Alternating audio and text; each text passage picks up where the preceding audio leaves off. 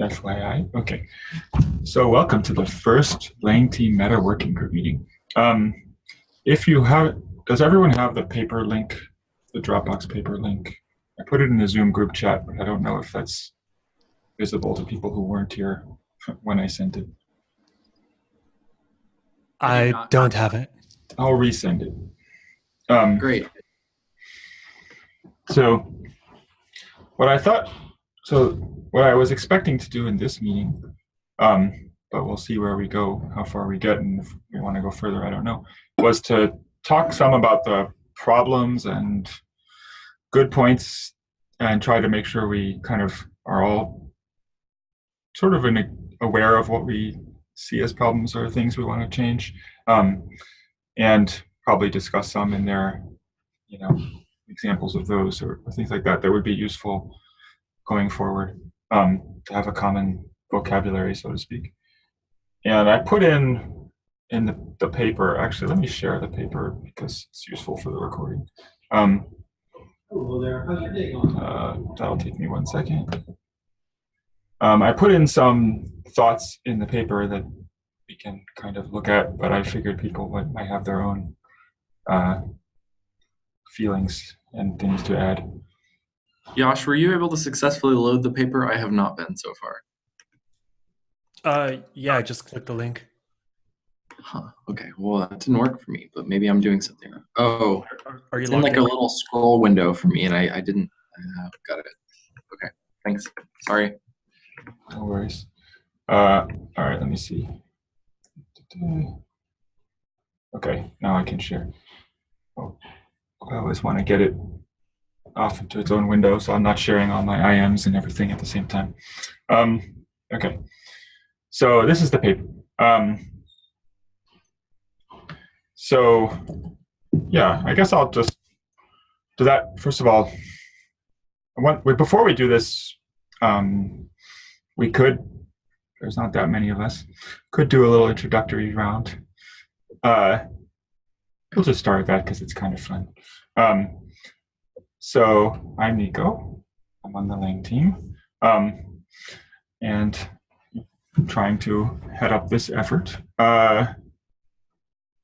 Next time, I'll go call them out because I have a little central list. Central, you're up. So I'm Central, or Mazdak, and I'm also on the language team. Jonathan. I'm Jonathan. I'm currently on the governance working group. Yash. Hey, I'm Yash. I'm part of the async ecosystem working group and the command line and WASM working groups. Aaron Power. Hey, I'm Aaron. I'm on the release team and the CLI working group. I like how I put everyone's full names, but not yours, Taylor. Taylor Kramer. Hey, I'm Taylor. I'm on the compiler and language design teams.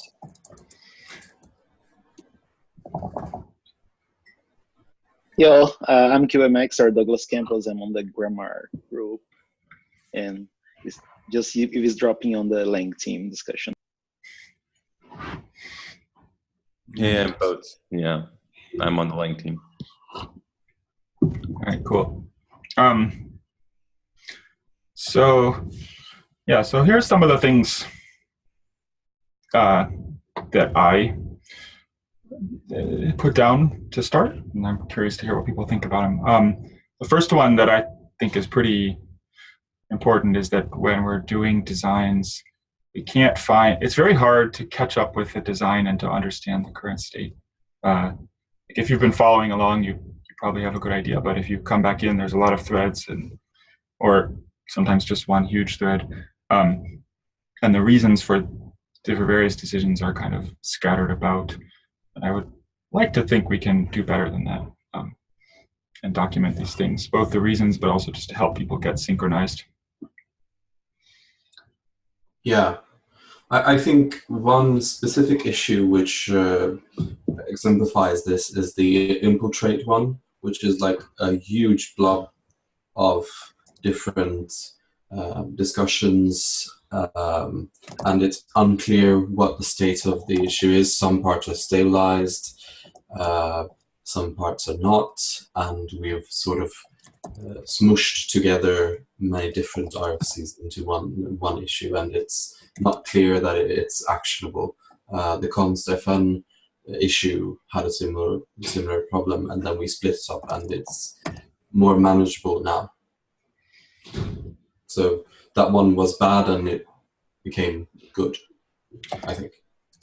I think that's true. It's gotten better, but actually, Constefan brings up another point that I don't see written down, which is that I think a lot of times it's hard to get clarity on sort of the use cases that we're targeting with a given feature, why we're doing it, and which things are most important and which are less. I feel like in Constefan that's very evident to me because I don't have that fresh to mind what is like the canonical thing. So I'm going to put down like document and track use cases. I feel like that would, knowing those kind of things is also helpful for when you're trying to phase and break up a design, having an idea what the pieces should be. So something else I added in here, lack of clarity around scheduling. I think this has been on my mind lately with async 08, but I think it also came up with like Rust 2018 and so on, though we did an okay job, but basically we're not always clear about when we will stabilize things and what our expectations are about that. And I think like setting goals of we're going to stabilize this by that time and then really figuring out what that means and making sure we actually either do it or know why we didn't seems like it would be useful, at least sometimes. Yeah, that's a sort of a double-edged sword. You want to avoid setting hard deadlines that are arbitrary and sort of impact the quality, and only do it when it feels ready. But at the same time, you want to ship things. So trade-offs. Yeah, I feel like yes. I also think there's probably things where we don't need to set it, like progressing at certain pace, and it happens when it happens. I think it's perhaps important to talk about deadlines collectively in the language team. Perhaps like if we think the state of something is good, and then we can talk about perhaps not deadlines, but like guidelines for what version we will stabilize something. What's our target?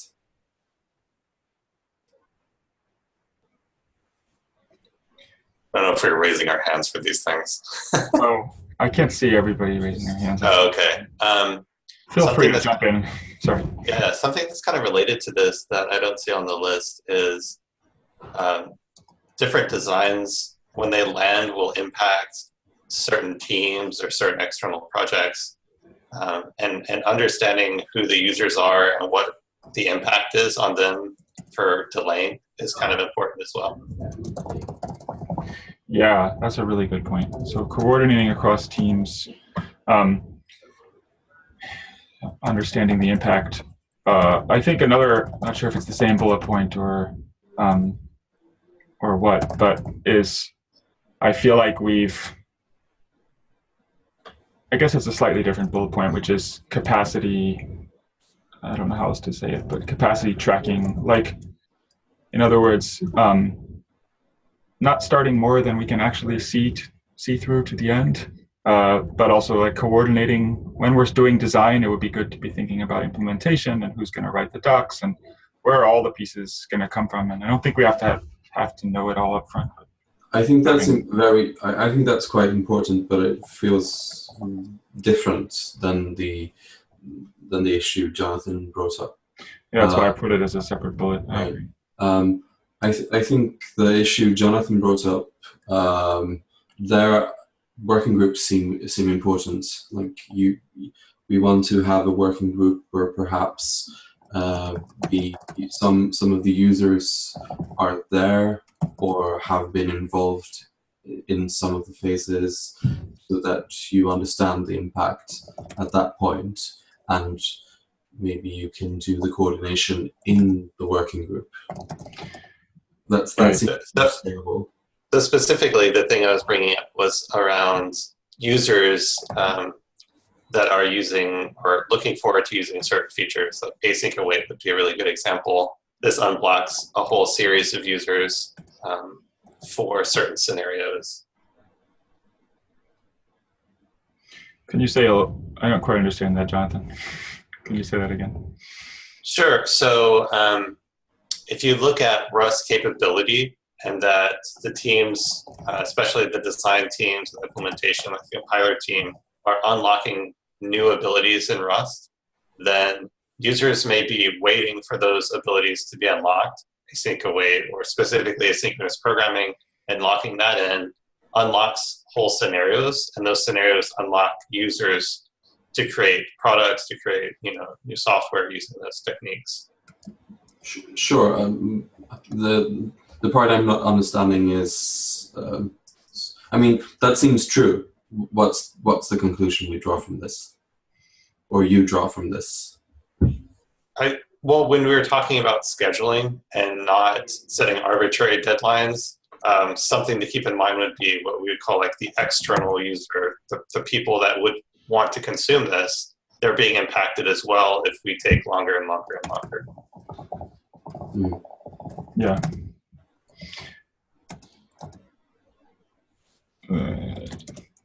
I think that's like a primary driver, especially around async await, right? Of wanting to stabilize.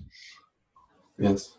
So something that I've noticed as a person who's not super involved with like RFCs, but sometimes I see one and I'm like, oh, this sounds interesting, is I know very little about the process, and discovering that process by entry into the RFC can be very hard. For example, I'm like, oh, is this like the right process? And people are like, yeah, it's super good. And I'm like, oh, okay, cool, right? But there's, especially with like, for example, async await, people coming in there, they have like no idea what the process is. I think the first time around, like the issue where everyone commented, that it was very clear that people had like no idea. I think like the second time around, now that Boat's on the internal thing, there was a very clear post like, this is the process, this is the timeline that seemed to work a lot better. So I'm not quite sure how to frame this into like a question mode, but just No, I think that's right. I think our process it's like very simple, but that's because we've externalized a lot of the other parts of the process, I think. Like the RFC process itself is very simple, such as it is, but that means it leaves a lot to convention that is then really unclear. But there's actually a point that's right here below that I'm going to pull up because I think it touched on that too, which was that it's kind of in some ways the same point, but that we don't really make clear what we expect, what the staging is, where we are in the process of the design, and what that means in terms of what kinds of conversations and what kinds of questions and who is making decisions and so on. I mean, like we've had this come up. Async await is such a good poster child for this because it's very recent. But I mean, like we had it come up, right? Central, like around the future stabilization. I think like you had what to my mind was a really reasonable proposal, but then there was this debate about like, is now the time to raise this proposal, or should it have been another time? And I think the same thing is true in the syntax thread around people are making. Giving more guidance is better. Still, if you read a lot of the comments, there's a lot that are like sort of starting back from zero, and maybe that's not where we're at right now, but we haven't been able to effectively communicate that. There's also probably a problem. There's probably an issue with everyone not being up to speed with what we can do, what we can't do, and Right. stuff. With respect to staging, it seems to me that there are different sorts of RFCs where some are more like there are not so many design questions, there's not so much experimentation to do. It seems pretty clear, let's implement it, and then we will just ship it in like 2 months or something. Some RFCs are rather, there are many open design questions and we want to test them out on Nightly to get some answers, to get some data, and then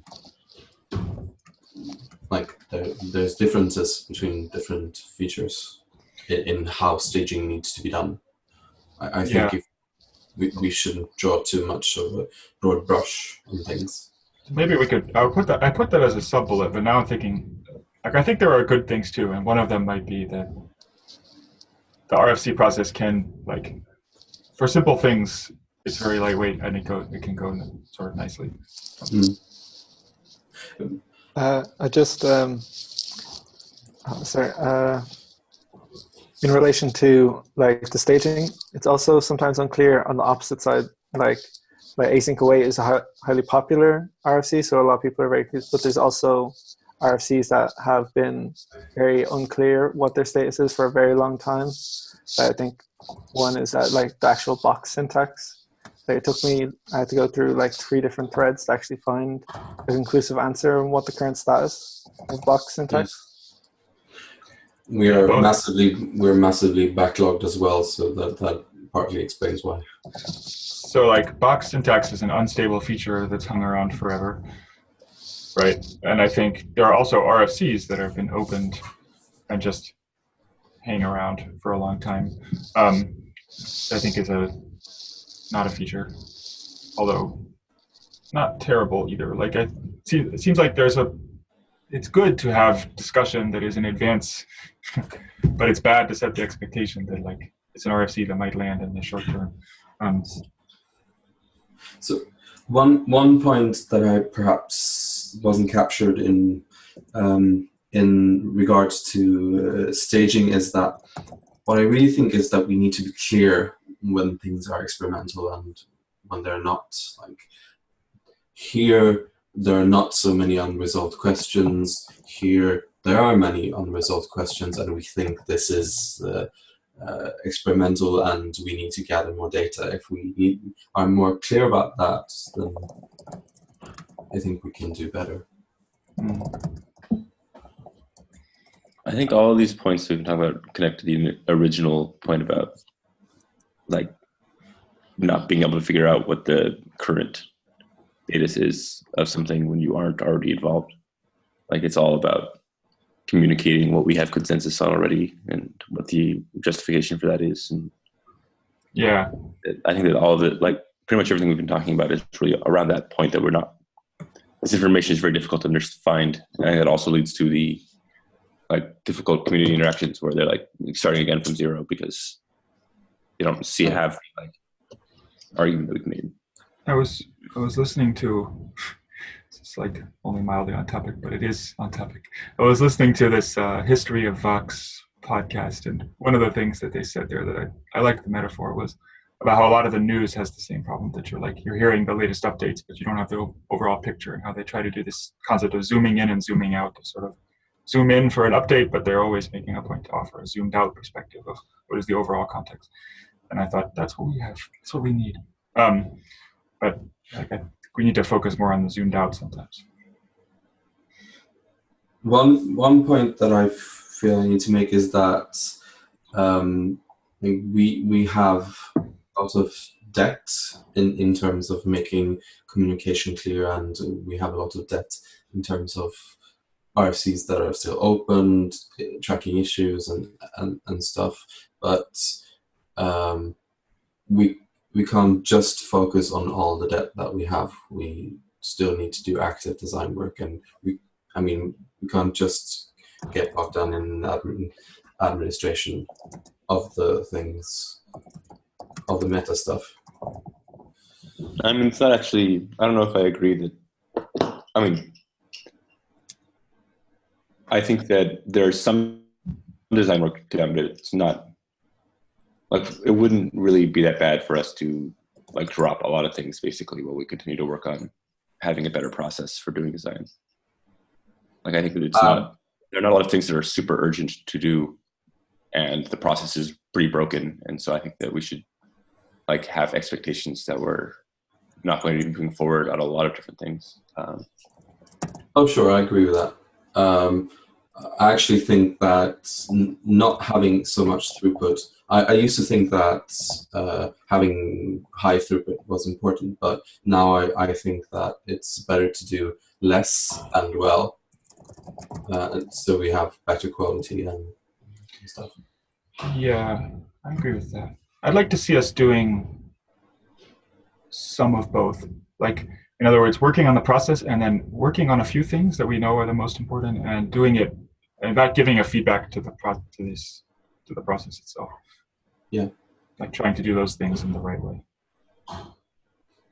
Yeah, that sounds good. So let's see. I want to jump back to, I think this one, position of lang team somewhat unclear. What I meant was, I think that it's not, mostly I mean, I think this is kind of the same as RFCs and unstable features are hanging around and have unclear status.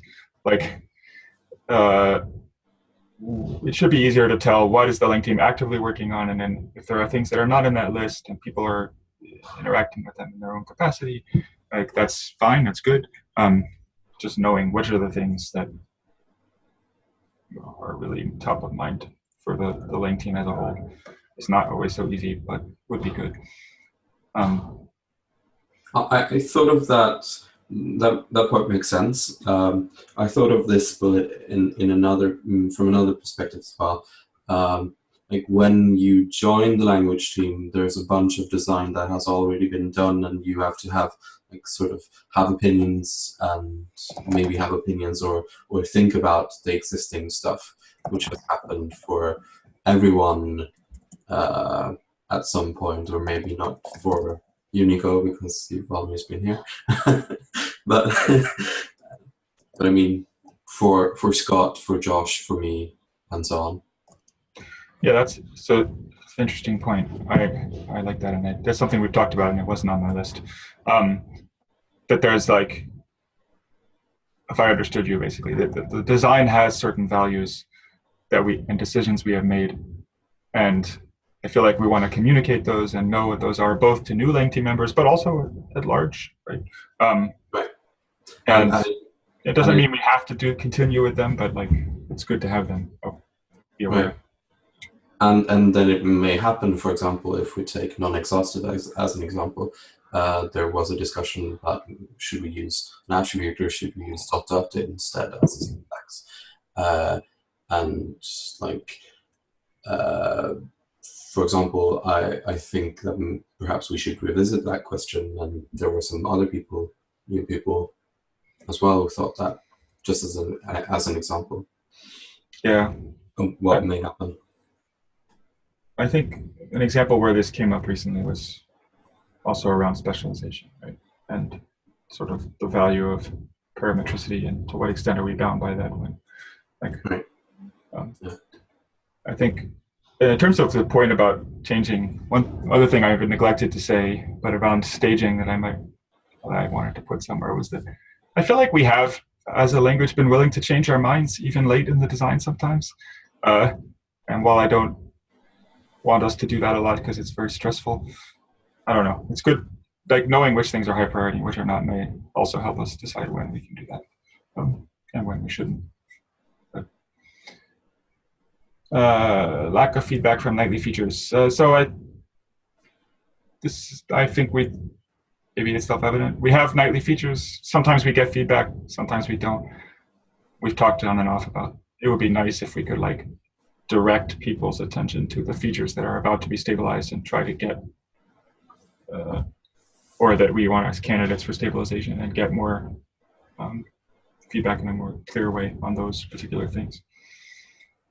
Just out of curiosity, how often do we have features that we want feedback on?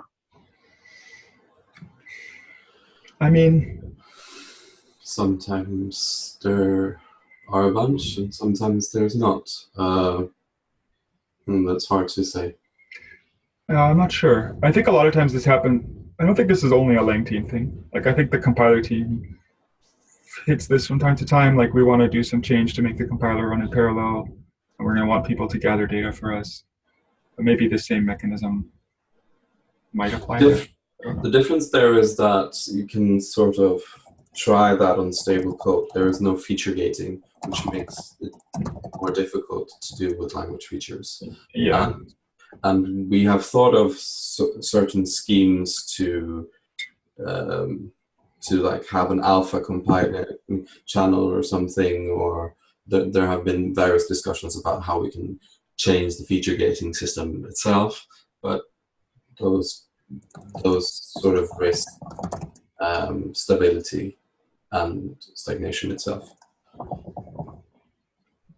I think I guess another related thing would be regarding unstable features, that I feel like right now you just see feature, it's all one big box, and maybe it would help us to clarify, like, this is a feature that's really not stable. You should expect massive changes, versus one where it's like, all the code that works today should be forward portable with minimal effort. We've sort of moved. We've sort of moved in that direction. If you recall, const generics and GATs, they produce a warning because they are likely to just ice all the time. Right. That's one way to do it. Yeah, that's a new thing we've been doing, and actually made a small change so it's easier to add to that list. We can sort of document things better in that direction and say which parts are likely to be broken, which parts are sort of internal to the compiler, and what parts are mostly stable-ish. Yeah. Like, one thing you could say is that, okay, now something has been implemented, it's well tested. The only thing we want to do now is just to wait like 6 or 9 weeks or something, and then we will stabilize, probably, unless something strange happens. And we can, it's probably not that hard to communicate. Just take some time to actually get to it, and some planning. I think my guess, Jonathan, is that it doesn't happen that often now, but that if we had it as a part of the process, we might find ourselves availing of it more often. I was just thinking about TypeScript as another example, and leading up to a release where they are going to have those new features, they have kind of preview, and they have blogs on the preview. It's like, these are the new features, and like, come use them and give us feedback. Yeah. The thing I'm always that's tricky about this is, like, you're doing this because it's late stage, which is exactly when we were just saying, like, we're more reluctant to. But I guess that comes back to getting the right kind of feedback, knowing what you're going to do with it. I think that sort of feedback is more like find out if there are bugs so we can fix them and add tests. Yes. Not like radical changes to the design or anything like that. Right. So you might have, like you were saying, one channel which is that kind of style, and then like the alpha tester channel, like you suggested earlier, where people could jump in and discuss on Discord or on Zoom or whatever. They can kind of just chat about the features and give feedback in a more separate way. Yeah, that makes sense. I feel like it would be nice sometimes to also be able to drive attention on, like, hey, here's the day's question of the week. Like, when you use this feature and it has this precedence, like, is that confusing? Do you find yourself stumbling on it, or how does it feel to you? Okay.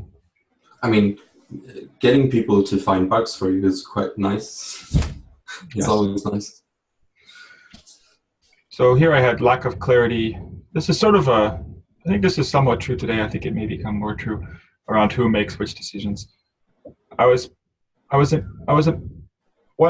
I think is true today is sometimes, like, we ourselves might be unclear about how much consensus do we require from thread participants versus from team members, and when is it okay? Like when is the right time for a team to make a decision, even if it's controversial?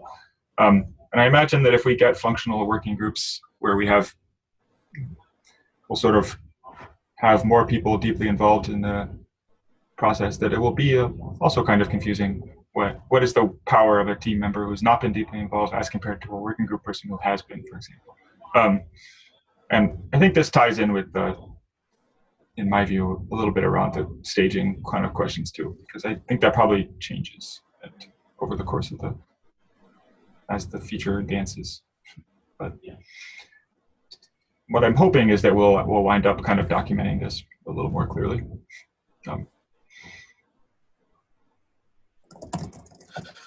Hopefully, the reports the working groups should make regularly should make Yes. that problem Agreed. less often, less frequent. Right. The goal would be that you circulate enough information that conflicts don't get that far because people are notified early. Managing feedback. This was, I think, covered already. I was thinking about things like the syntax thread and how can we get more, rather than aimless open comments, can we kind of get directed feedback on questions better? But in general, like just the volume of feedback can be overwhelming.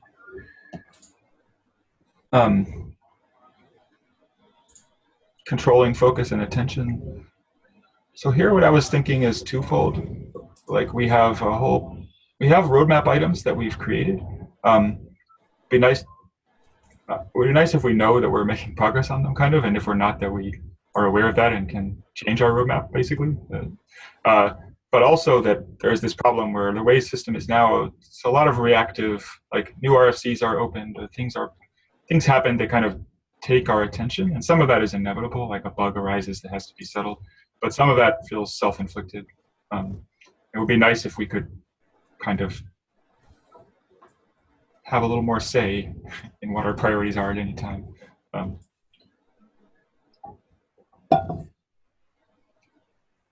The last thing I wanted to point out that Josh is not here, but this has been a big point of Josh's, is that RFCs have been like a really good way that people get involved in the project sometimes. For all of their flaws, they have lots of strengths.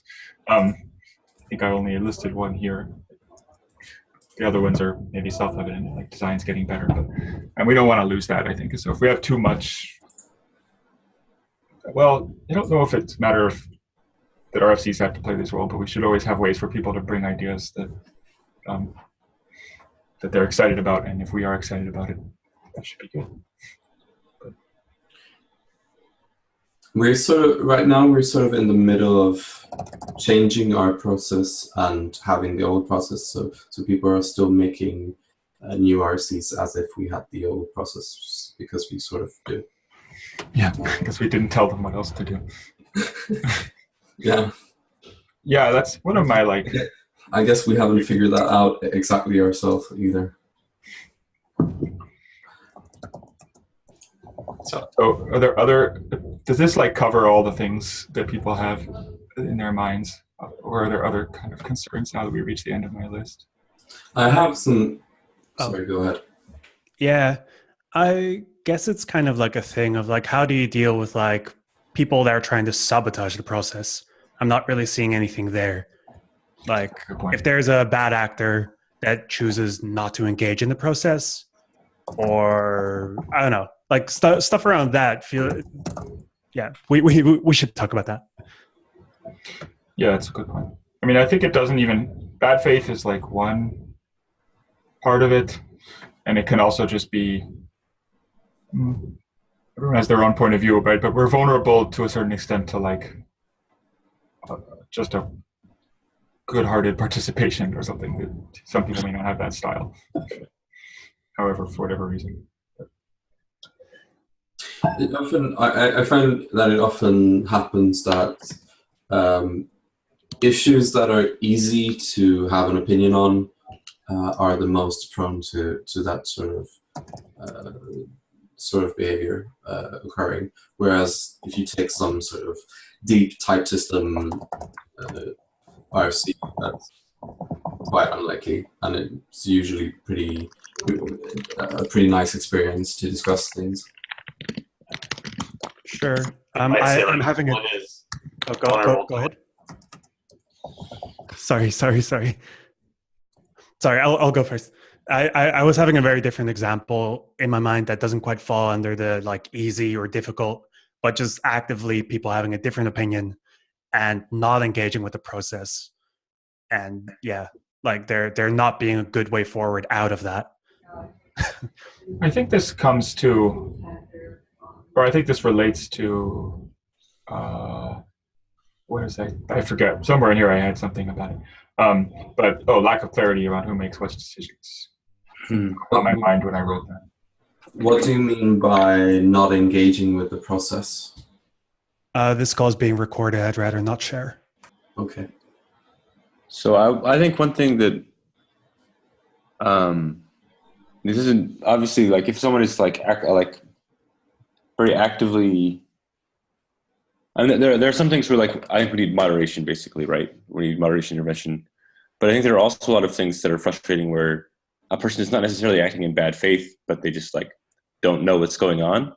And so they will like engage very actively, but like in a way that is like counterproductive.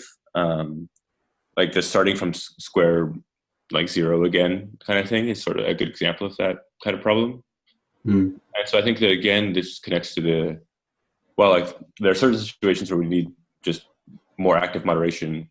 I think a lot of the stuff that's very frustrating, I feel optimistic about being able to address it by communicating well what we've already made decisions on, and the justification for that, and then establishing norms that like it's very unlikely for us to go back on those, and like there would have to be like really important new information. And so like for example in this async await stuff, like someone saying, well, why don't we just use macros, you know, like why does that have to be part of the syntax and language? If we had the explanation for why we made that choice, and then we just do not we moderate out comments that go like act as if we didn't make that decision already, you know, and like not even like in the sense of like, oh, this person's like intentionally bad, but they're like maybe just ignorant, and right this way we can like but it's hard to justify doing that if we don't communicate well the decisions we made. So that's the problem. With moderating them now is like totally fair. They don't understand why because we have not expressed easily. So I think it's already part of our process that we don't change our minds unless there is strong new information. But the part that we don't do, which you have a good point on, is the communication. Right, and then we can like not only will we then be able to like it's not that we actually go back on these things, but then it wouldn't be fair for us right now to like basically like no, you cannot, that comment is not important, like delete the comment basically, because they don't like it's totally fair, they don't understand. So if we make it easy for people to understand what decisions we've made, then we can then moderate more strongly the discussion to keep it focused on right, or perhaps just leave it resolved or something. That's not important. Right, exactly. This sounds like the zoom in, zoom out thing that Nico was talking about earlier. So if you had a zoom out and that locked into place, all right, this has been decided, and then you can always refer back to that for further conversations. Like, please see this link or this part of the RFC.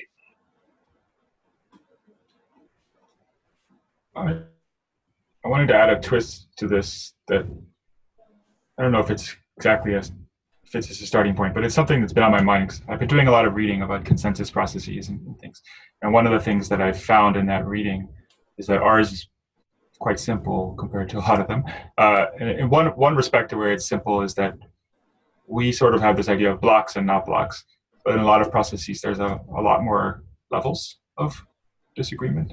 There's sort of active agreement, then I'm just going to toss out these terms that I saw from somewhere, like stand aside. I forget what the other one is called, disagreement and block. And a stand aside is sort of like I don't care, or I, for some reason, shouldn't participate in this discussion or something like that. Or I disagree, but I don't want to block the group. And disagreement would be more like I want to register my active disagreement, but not block the decision. and maybe like sort of writing a dissent kind of in a judicial decision. And I think the reason I bring these up is I think sometimes we also have had challenges around kind of trying to decide what do you do when you don't agree, but the rest of the group seems to. I think this comes up in lots of contexts, and we have a relatively narrow palette of options, and it might help us to think about having more. I still want to get rid of mute keyword, for example, but sorry, never mind. Inside joke if you were here for the apocalypse. And if not, you don't want to know.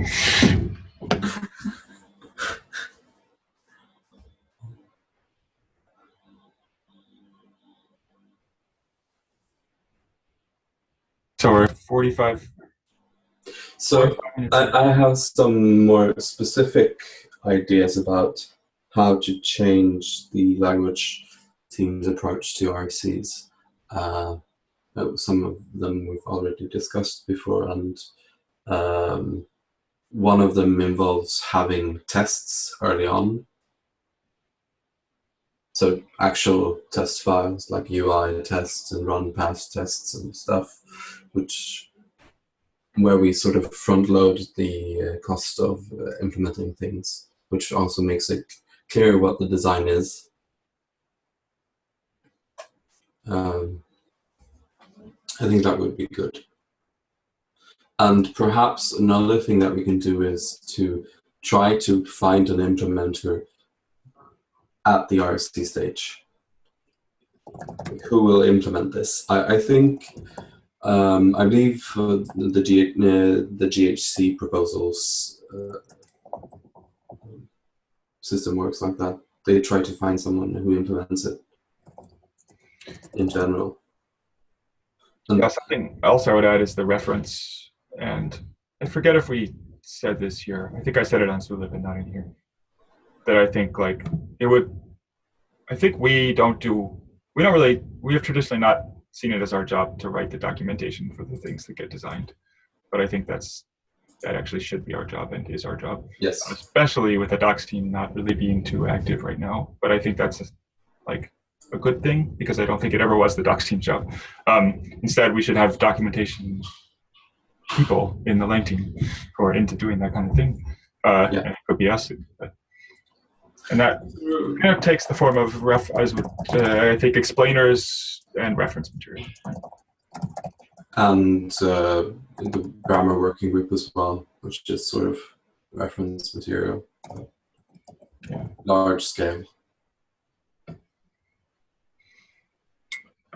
I have a couple of thoughts on the RFC process. I don't know how much these have been discussed, but just to kind of float them here to go along with improving the process. So a lot of what I was hearing in the previous sections were around not knowing what the status of something is, not knowing why certain things were decided on or what level they were decided on. I was wondering if we could capture in the RFC itself the state of the decisions up to that point. If you can kind of think of it from the top down to the bottom, at the top would have the motivations and the use cases. And once those lock in, those become signed off by the team. And then you look at the RFC draft and you can see that the team has signed off up to that point, and then the next stage and so on. So when people jump into the conversation, you can just say, please read the RFC. That is the state of the conversation. And we try to keep, whenever something gets decided, it just gets locked into the RFC itself. The concern that sounds interesting and it might work well, but the concern I have about that is that it would take a lot of time to find consensus about each part individually. Well, in many cases, I suppose we can just jump between the different parts of the RFC and just consider them. That's right. Rather than literally, maybe overstated, rather than literally going top to bottom, being able to go into a section and say, yes, we agree on the motivation, or yes, we agree this part of the design is mature enough. We're not going back on this unless there's a major reason to, then that can be kind of locked into the RFC. Right, and then we might consider several sections in bulk if we want to, or something. That's right. Yeah, that makes sense. One thing, never mind. I was going to say that what came up with the unsafe code guidelines that I thought was interesting and which we've sort of failed to execute on, but was a request that we, just for lack of time, that rather than not only documenting the consensus, but documenting the motivations more in line of like, why are the rules this way? What were the things that were considered? Yeah. It's not enough to just say this is what we decided. We also have to say this is the justification for it. Absolutely. Yes. I mean, we could stretch what we think of as the RFC to include that. Like maybe the RFC has a link and you click on it and it goes to the bottom of the RFC and it expands. This is why we're not doing macros. This is why we're not doing, whatever it is. Right. I think we should stretch. I think the RFC should be like kind of the state of the full output of this exploration, including the result, but not limited. One of the nice things that leads to is that not only is the team building it with the consensus of not the team, but also the external conversations, but anyone coming in has one single place that they go, they read, and they know exactly what the conversation is up to that point. So that's always the context. In terms of technical changes to RFC bot and how we actually run the RFC process, I mean like bots and all that sort of stuff, where we put the documents and that sort of stuff. I don't think there needs to be that many changes. We could, instead of just having like one text file, we could just switch to folders and put everything in there, and that should probably work. You could still just have a single document. Yeah. Let's not get too ahead of ourselves. I was mostly thinking in terms of how we could implement your idea, and it seems to me that if you want to sign off on different parts, then you want to merge one part. Like we have this RFC, and then we are merging motivation.md into that folder. And then we add more and more parts. I think that we should just, I don't have any kind of response to that, except that we should focus on identifying the problems in this meeting. Yeah. Right. Okay. Process to develop the. I do look forward to brainstorming these things, but we're almost at the end of the hour anyway, so I thought we might talk about what's the next step. So one thing I would like to do is take these notes and try to turn them into some sort of summary. I think it doesn't need to be much deeper than what's on here, but I don't know if anyone would like to volunteer to do that. That would be cool. So that we can kind of broadcast it out. But then I think we should have another meeting, which raises a question about whether we want to keep using this slot or pick another slot. I know that Yash had a conflict with this slot in future weeks. I would really like to have it this day at least, and not have any conflicts with the language team meetings and the compiler team meetings. Yeah, this day is my and back-to-back meeting days. It's okay. I have 3 meeting days. I would like to not have 4. I guess I can run a doodle. That's the easiest way to address this problem. Yeah. I'll float a doodle out to those of you who are here and whoever else. And in terms of the next meeting, what do we? I guess we can decide a little bit, but I feel like we kind of covered the ground of the problems today. Seems like we don't need to spend more time on that unless something comes up in the meantime. Maybe we should dig into the various parts that we explored here and see how we can implement them. We have a bunch of nice ideas, but we can have we've had nice ideas from time to time about how to change the process, but we need to execute them for them to have any meaning.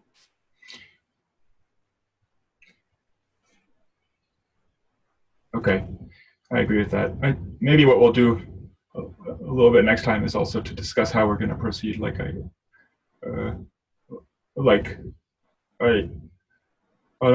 want to think about it a little bit, basically, of what I think our first steps could be, and I think you should all be thinking about that.